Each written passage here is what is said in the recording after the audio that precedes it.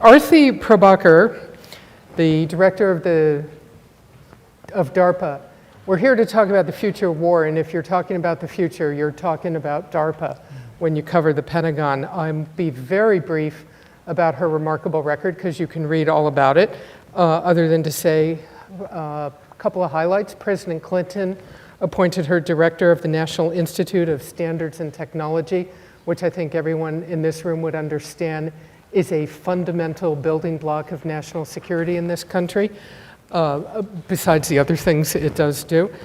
She served in many private sector venture capacities in Silicon Valley.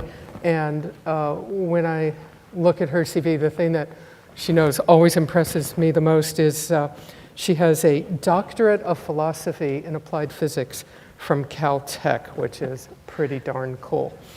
But I think you once said it was just the name of the degree. That's what they give you there. That is what you get when you get, yes. That's what happens. So it seems to me that when we want to look at the future of military technology and what role it plays in future warfare, we do talk about the notion that the future is already here. And your agency must be in a fascinating position right now because you spend billions on advanced research, but yet we are in this era of ISIS, of fighting what essentially is an adversary that perhaps exhibits traits of thinking of the 8th century, though I suspect there was a lot more humanity in the 8th century than these people have.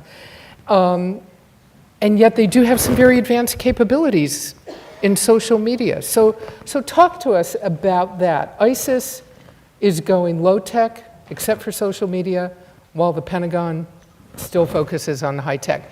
Information warfare. That's a great place to start. Let me just say, first of all, I'm really glad to be here because I think this conference is asking these very challenging questions about how the world is changing and how technology is changing. I really applaud that focus and appreciate the chance to participate. So there's an 8th century component in ISIS, and there's a 21st century component with their use of social media. And I love the way you frame the question because the 8th century part of it is horrific, but it's actually their 21st century tools that are the scalable part. And in many regards, I think that's the piece that needs addressing in order to deal with the whole situation. And in fact, I think we're beginning now to have tools and techniques to start dealing with that. If you think about it, ISIS in essence is using the same infrastructure that we use for all the good things that the internet has brought us in terms of connectivity, commerce, changing the way we interact with family and community. They're using that for their nefarious purposes. Today at DARPA, just as an example, we are developing some of the tools and technologies that allow us to start seeing patterns of interconnection in that vastness of the internet. A program, for example, that we've been working on called MEMEX started by developing a way to understand linkages among websites, first in the domain of trying to look for sex trafficking. And in fact, that early work very rapidly led to the ability to see for example, the same phone numbers that would pop up over and over again in websites. And we started very quickly being able to give law enforcement, in that case, a tool that allowed them, rather than doing a single-threaded search through just the small portion of the web that is indexed by Google or Bing, now we've given them a tool to do domain-specific deep web search. That's what MEMEX is all about. In the human trafficking world, that is now leading to indictments and convictions. Very satisfying to see. But those tools, of course, can be used for many other purposes, and today we're starting now to help with the fight against ISIS using those same kinds of tools. One example. It's fascinating. Well, I think everybody probably has exactly the same question I have.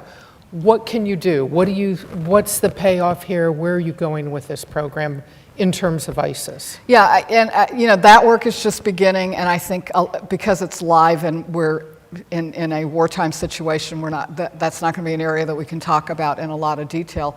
But if you look at how it played out in the case of law enforcement and human trafficking, maybe just to use that as an example, there what we found was that by looking in a particular region, we started working with law enforcement in the Dallas, Texas region. They were looking for sex trafficking patterns and networks.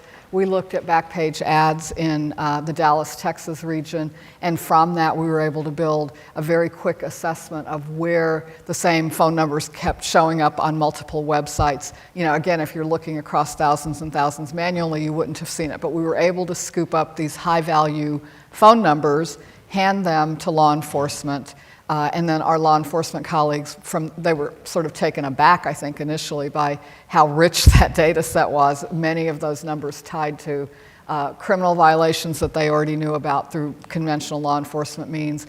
More interesting from a national security point of view, they found that some of those phone numbers linked to fund transfers in the region around North Korea, and that started them on the trail of looking for a trafficking network. So that's the kind of work that is now being picked up by law enforcement and is starting to help put people behind bars for human trafficking and sex trafficking. But you can imagine how that might give you a way to see how the ISIS global community that's spreading like this cancer, how are they using that infrastructure similarly? So everyone talks about information warfare, dominance in the information space. What are DARPA's priorities right now? What are you looking for from industry, from universities? What are the leading edge multipliers that you want to see?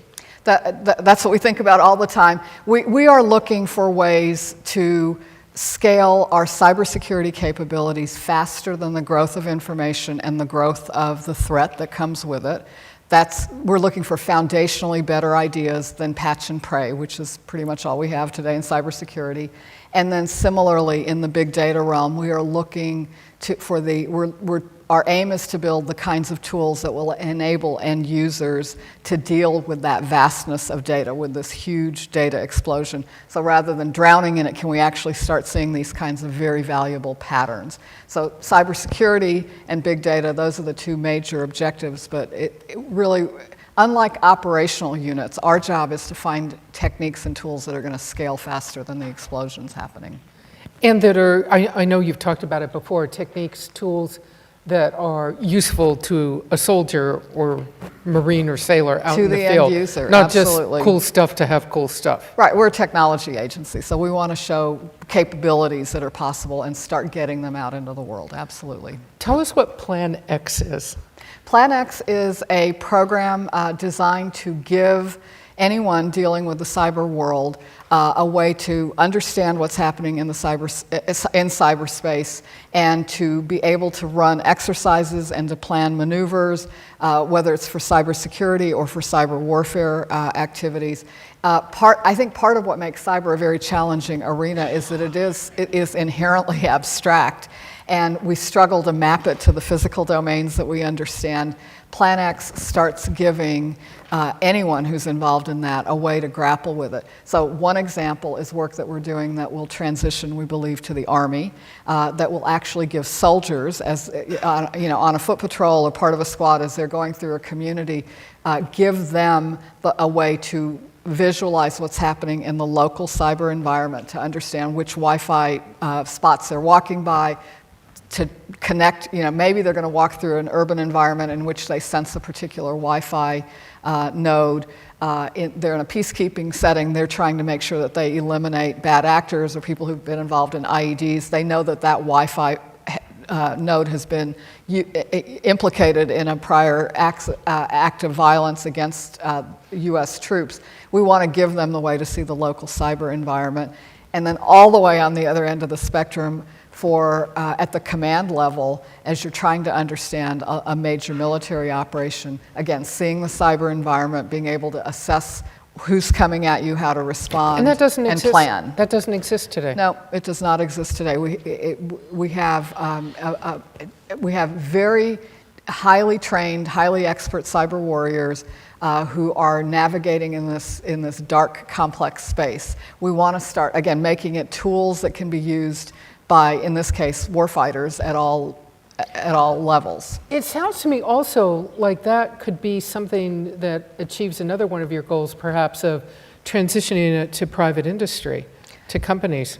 That is I our won't goal. say Sony Pictures. But this is a really key point. But they might have known. Sometimes, actually, I would say for a significant part of our portfolio, the best way to make the impact that we seek on national security, that's our mission, is to make sure that the technology gets adopted by the commercial sector, either because we need to achieve cybersecurity through our economy in order to protect our nation, or because the commercialization of technologies, robotics is a great example, but there are many, that commercialization is going to be absolutely necessary before the technology becomes ripe enough for DoD to use for military needs. So at a time, and we're going to start thinking about some questions, because in about 5 or 6 minutes, we're going to turn it over to you guys for some questions. You know, we started off the 8th century enemy that's also using 21st century technology, holding, you know, forcing us to hold two, as you say, to hold two ideas in our head at the same time. But still, a Pentagon, a Defense Department spending billions on very high-tech, very complex, single-generation weapons like an F-35. So what's going on? Right. So what's up with that? I think what's up with that, the starting point is to really understand the national security environment that we're dealing in today. And you know, my first tour at DARPA was in the Cold War, and at that time, the model was you understood, you worked against this one monolithic existential threat, and everything else was just sort of backseat, and you didn't really think about it too much. We don't really have the luxury of just dealing with one kind of national security threat today. So ISIS is a today issue. Ebola was, you know, a very current issue. Those kinds of crises are going to flare up and be part of the national security environment. I wish I could imagine a time when that weren't going to be true, but I think we're going to need to be dealing with that throughout my lifetime and probably my kids' lifetimes. Those chronic threats and how we deal with them as technology changes what those kinds of actors are able to do, that's part of the national security landscape. But it's not the whole story, because we know as well that nation states around the world are changing their military positions, their military capabilities, and with those shifts come also the concern about an acute national security threat in the future that we want to deter and defeat if that becomes necessary. So the challenge for the department I see is you know, really this very wide spectrum of threats. Now the question about how you deal with a peer adversary in the future, how you deter those kinds of conflicts, that is going to need very sophisticated high-end technology, but you are absolutely right. If we do those as point solutions, the equation's just not going to solve. And so at DARPA, what we think about is how do we prepare for that environment? How do we get ourselves to a place where we are able to deter and defeat, if necessary, against a very technologically enabled peer adversary? But how do we do it in a way that isn't just more of the same from the past? And you'll see those kinds of ideas about rethinking complex military systems throughout our portfolio as well. So you're not ready to write off Russia? It's hard to write off Russia given what's been going on Well, lately. in terms of technology, you know, there's Yes. still, people readily say, oh, they're just out there using the same stuff they've had for decades. Yeah. Well, I think we see old technologies blended with new methods.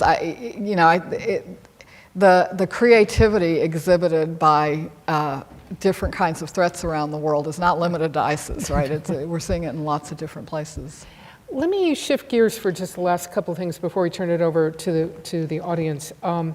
You do some fascinating work in the biology area. I know you've worked on advanced prosthetics for wounded warriors. I'd like you to talk about that for a minute.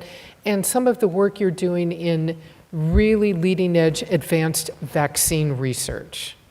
Yeah, maybe I'll start with that. You know, infectious disease to me is in this category of chronic crises that will continue to flare up, and we've just, you know, we hope we're just coming through this last round with Ebola, but we shouldn't relax because I think, you know, our future is going to have those kinds of challenges. The objective of the DARPA program in this area is to completely collapse the amount of time that it takes for us to contain that kind of a flare-up of a new infectious disease. If you think about what happened with H1N1 a few years ago or Ebola today, the peak of infections preceded the time that an effective vaccine was available. So in the case of H1N1, we had this huge surge of H1N1 cases in the United States. Shortly after it started turning over naturally, we actually had, you know, a technological solution. So our program aims to collapse that time and nip these infections in the bud. That takes a number of advances, some on the diagnostic side, which we're pursuing, some in terms of better acting vaccines. But there's a new element that we're introducing, which has to do with the notion of building a fire break, a way to provide immediate protection. If anyone who's had a vaccine remembers that there's a period of time, usually weeks, before it becomes effective. So this fire break notion is a therapy that would provide immediate but temporary protection. And so if you can imagine a case where, as infection spreads, we would be able to identify the friends and the hospital workers who are in touch with an infected population, give them this short-term therapy, creating a fire break, and that allows then time to give a vaccine to a broader population. And together then we think all of that can be a way not just to sort of pull in the timelines, a week or two, but just collapse that timeline and try to nip these things in the bud. Doing that is going to require amazing advances in biology. In a lot of ways, I think it's the positive side of a lot of the synthetic biology conversation that was happening here, 2 sessions ago, because this is the kind of thing that our ability to engineer biology is letting us approach now. And on prosthetics? Prosthetics. So a lot of our work in understanding the human brain began out of a driver centered on restoring function. It began with one of our amazing program managers coming. He was an Army doctor. He came back from theater convinced that we had to find a better upper limb prosthetic for our wounded warriors. He developed this very sophisticated prosthetic arm with many more degrees of freedom than the simple hook that we've had for decades. But he's also a neurointensivist and a neuroscientist, so he also did the research that came to understand a lot more about neural signaling from the motor cortex. That work, those 2 branches of that program came together a couple of years ago when we had our first few human trials. One example is a woman named Jan who had been a quadriplegic for a number of years, volunteered to have surgery to place 2 small probes on the surface of her brain, on the motor cortex. Those signals then, her neural signals, are directly picked up, and now she was very sort of surprisingly rapidly, she was able to just think and directly control this very sophisticated prosthetic arm. So she thinks she can shake your hand or offer you a stack of cookies, sort of amazing functionality for someone who's been paralyzed for this time. And it's so moving to see what an impact it has on people to be able to even experiment with a technology like that from the perspective of restoration. But of course, in doing that work, we've also opened this door to, we can now see a future where we can free the brain from the limitations of the human body. And we all, I think we can all imagine amazing good things and amazing potentially bad things that are on the other side of that door. Right, give us a couple of examples on both sides. Well, so Jan tolerated her implants very well, and we were able to extend her period of time with that. So we started experimenting. Jan's initially the implants she had are on her left motor cortex, designed to operate a right arm, as you learn in your neuroscience 101. Johns Hopkins Applied Physics Lab built the arm. They built a left arm as well. So we said, well, let's see what happens if Jan tries to control 2 arms from the part of her brain that's only supposed to control 1 arm. Well, it looks like Jan has, surprisingly, she has some independent functionality of both arms from this one spot. Then Jan decided that she wanted to try flying a Joint Strike Fighter simulator. So Jan got to fly in the simulator, and Jan, instead of thinking about controlling a joystick, which is what our ace pilots do, right, when they're driving this thing, Jan's thinking about controlling the airplane directly. And in fact, for someone who's never flown, she's not a pilot in real life, she's in there flying that simulator directly from her neural signaling. So you can start to see some things. Maybe a few years before the Air Force does that? I think we're a long way from any of those becoming real, but again, we've opened this door. Yeah. You can see some amazing positive things, but of course, we're talking about crossing some very important ethical boundaries when you start talking about people being able to do this very different way of connecting their brains to the rest of the world.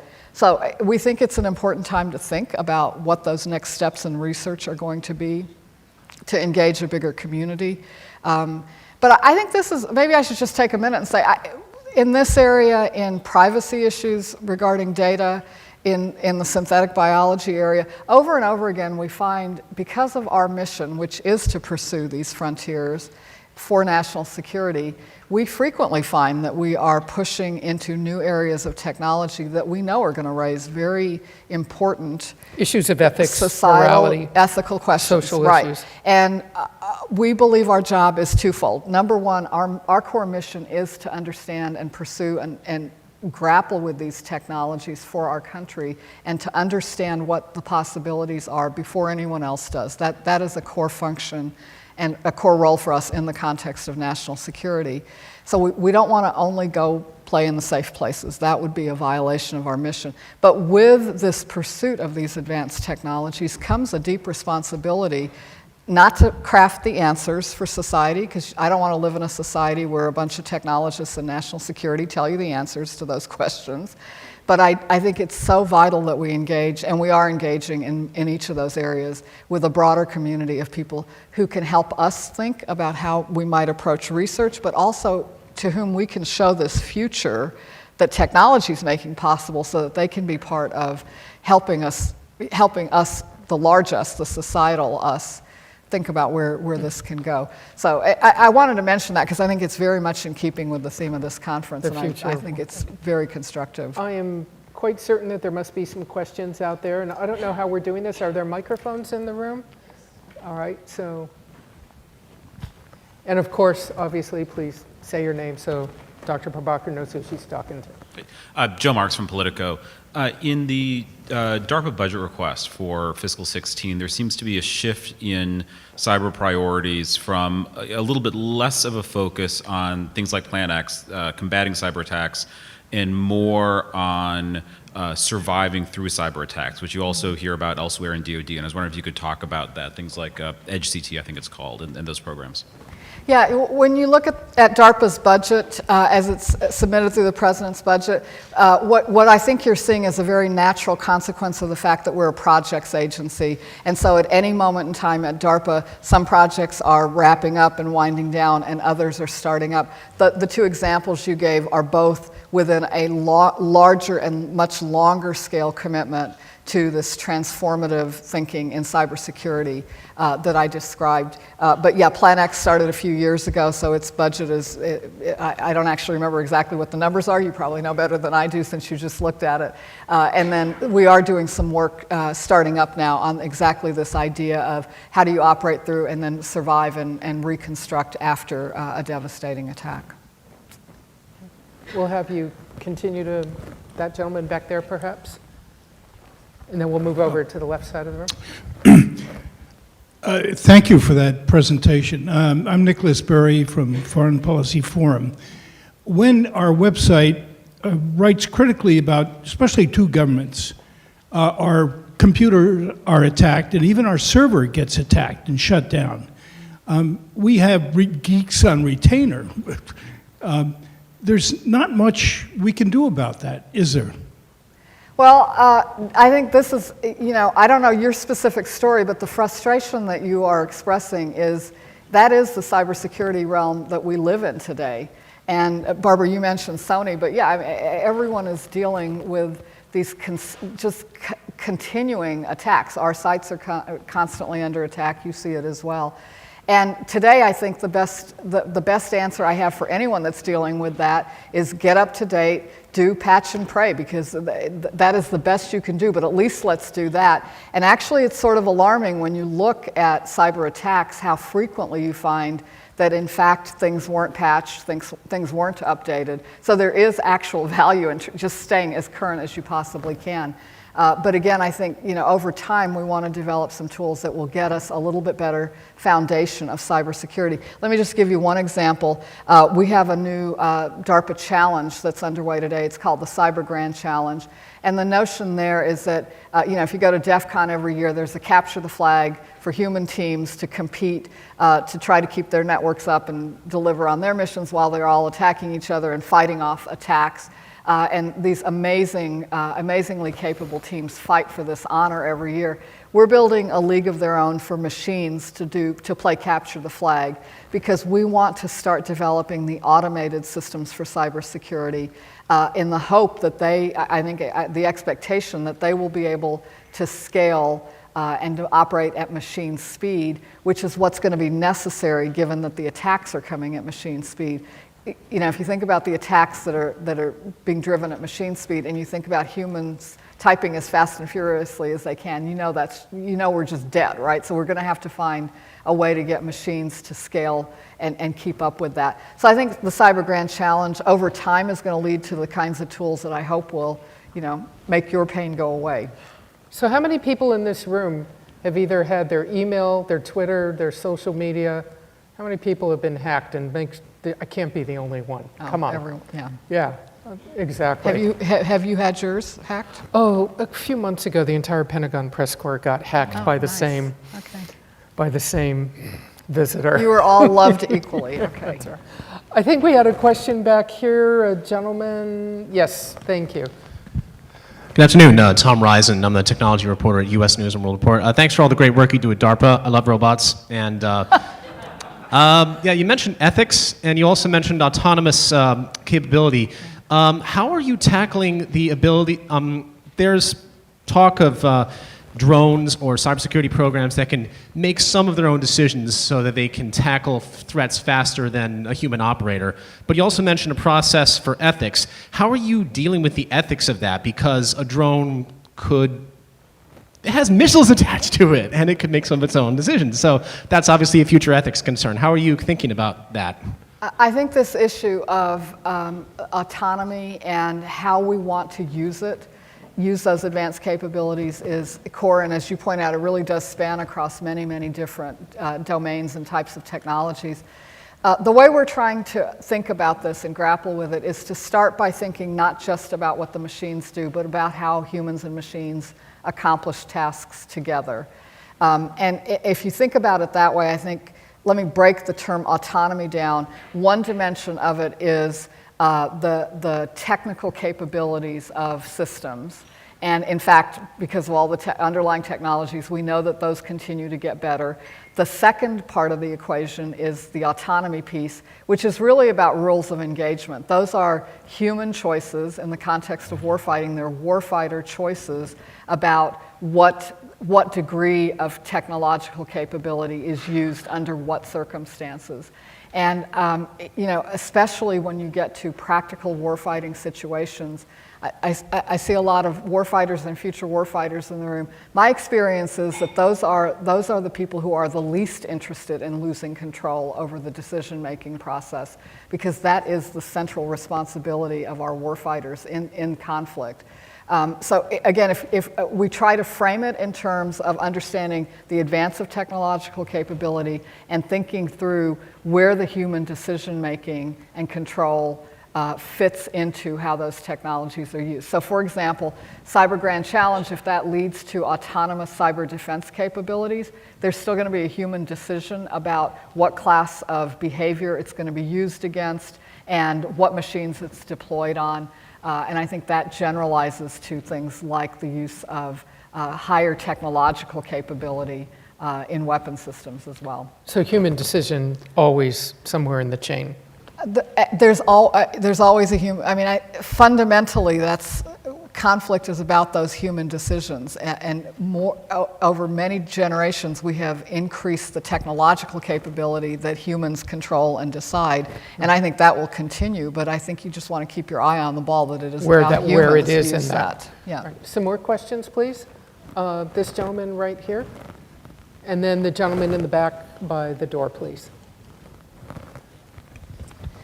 Thank you. Again, appreciate your work. I'm the deputy at the Cyber Center at the Naval Academy, and one of the big issues we're talking about is the intersection of unmanned systems and cyber insecurity. And one of the arguments made was, well, if we have a cyber attack on advanced military, then we can go full auto, and we don't have to worry about the downlink, which point then brings up the ethical questions of what the machine will do. But it was interesting, I was talking with former Secretary of the Navy Danzig, who's written a recent paper on this, and he doesn't seem to be so sure about the supply chain, because people argued, well, these unmanned systems will have a secure supply chain, we'll know everything that's in there.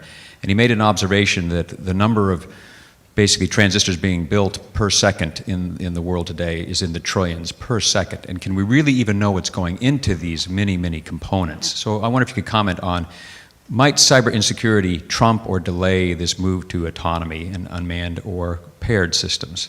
Yeah, I think there are a handful of very interesting topics embedded in the comments you made. Let me just tease out a couple. One is about the supply chain. We live today in a world in which I actually think that the DoD use of semiconductor components, we've put ourselves on a dead-end path. And today we use a technology base that is American, it's IBM, but it's in a semiconductor fabrication facility that IBM is in the process of trying to sell to a company that is still located in the United States but is owned by Abu Dhabi. And so I think the whole model on which our notion has been based for the control of the supply chain for the semiconductor components, which often are the critical pieces here, all of that I think is going to get swept away. And something different is going to happen. And I actually think that's a good thing, because by focusing on trust, we've achieved trust through that model, but the price we have paid is that we move much more slowly and we use much older technology. And I think relative to where commercial industry is, we've been at a disadvantage. Therefore, we've been at a disadvantage versus adversarial threats. So at DARPA, we think it's a great time to reset on that question of the trusted supply chain for electronics. We're working on some radically new approaches to that problem that will allow us to use the leading edge capability that is a fundamentally global technology. It is not controlled by the United States anymore, but we want to tap that, and we want to end up with trusted systems, and we're working on a new paradigm to achieve that, number one. And then number two, I think this notion of the cyber dimension of security for embedded systems that's a major issue for DoD.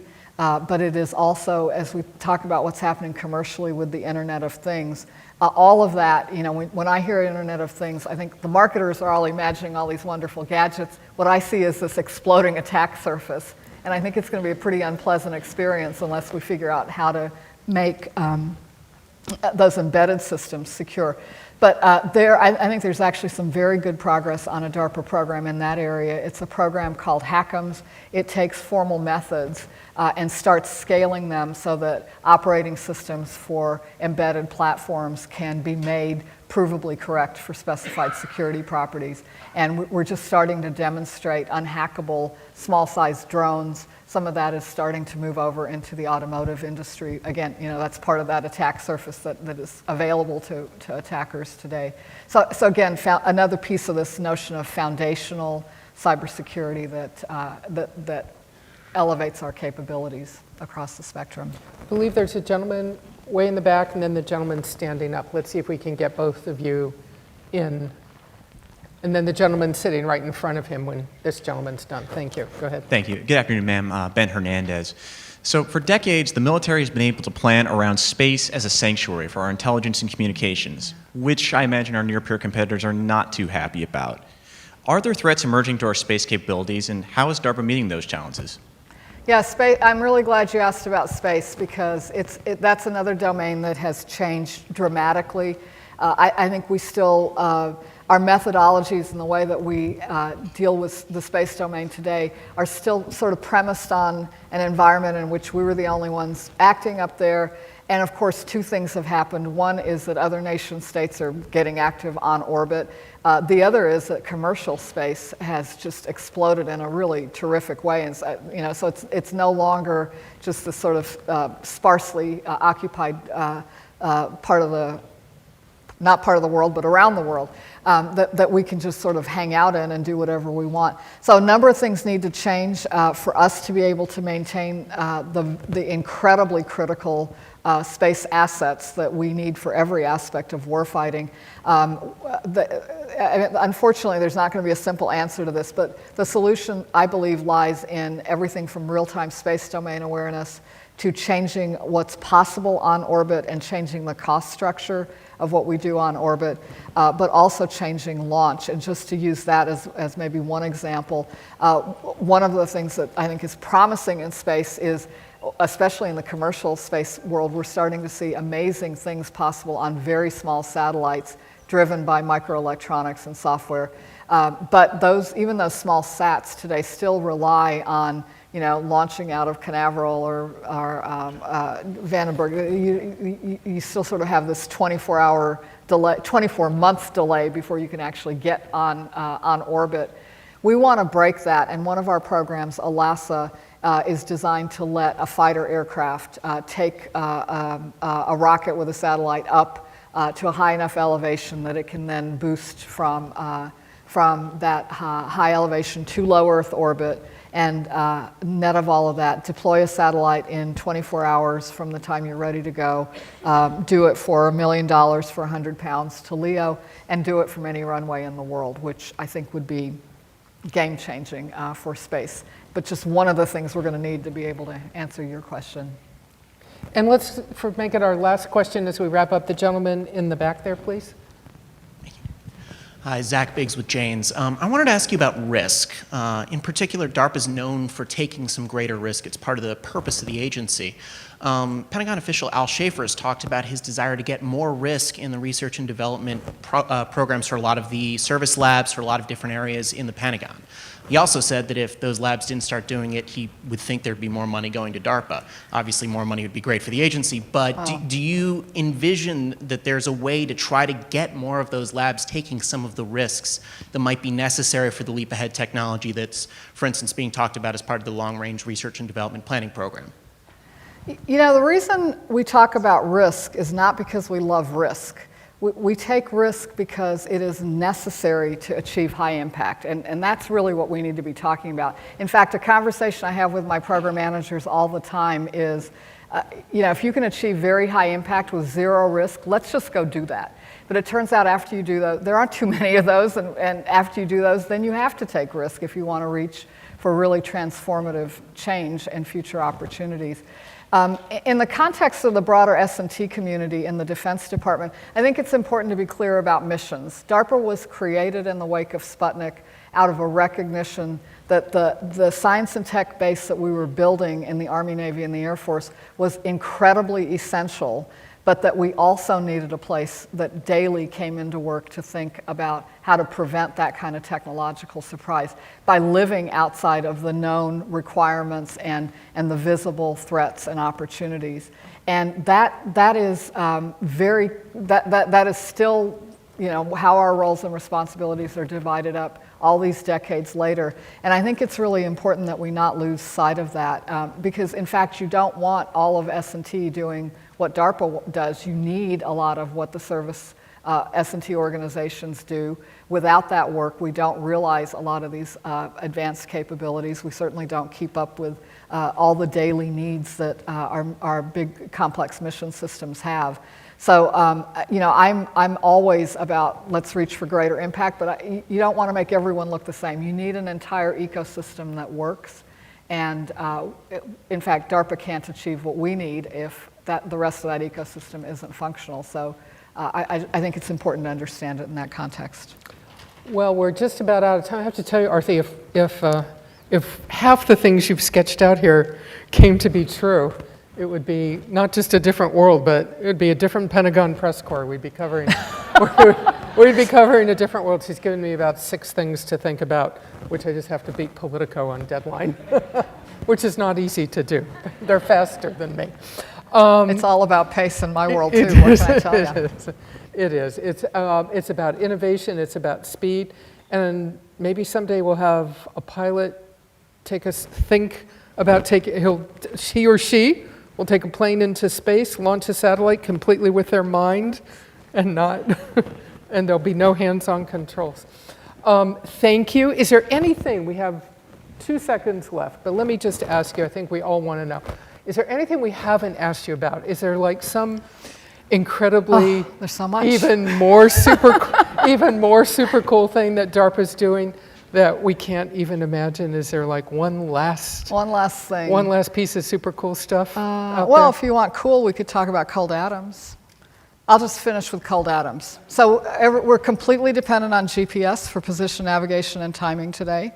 We know that that's not a good strategy to have a point dependence, and so among many things that we're doing to get beyond that GPS dependence is we're taking this beautiful cold atom physics and starting to make the world's most accurate clocks and gyroscopes, not on big lab benches with PhDs, but in boxes that you can put onto ships and take this Nobel Prize winning physics from 20 years ago and turn it into solutions to DoD problems. Is that going to change the, super expensive watches out there that we all wish we might think about buying? I don't think cold atoms are coming into your watch, but they are getting smaller. So I don't know. I think it would be uncomfortable on your wrist. It's still going to be a little bulky. All right, we'll leave it there. Thank you so much. Thank you, Barbara.